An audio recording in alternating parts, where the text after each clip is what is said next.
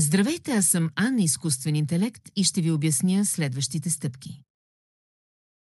Тук ще се запознаете с учебната платформа и как да достъпите уроците си.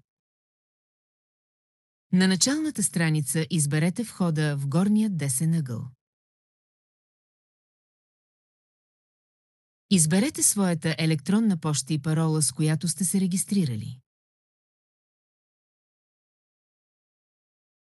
Тук ще виждате достъп до всички учебни материали, като онлайн курсовете ще се появяват предимно първи.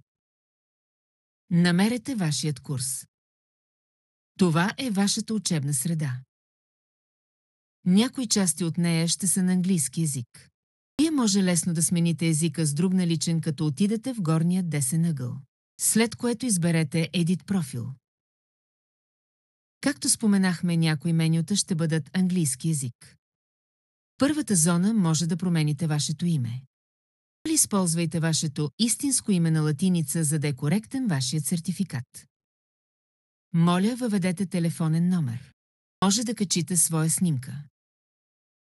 Може да изберете език от менюто.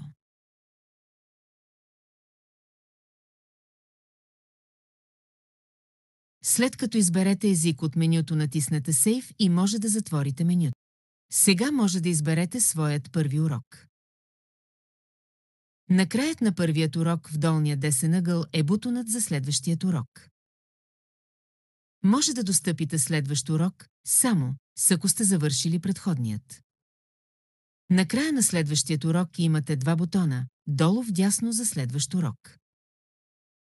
Или долу вляво за предходният урок. Може да достъпите цялото съдържание в горният ляв ъгъл. Пожелаваме ви успех!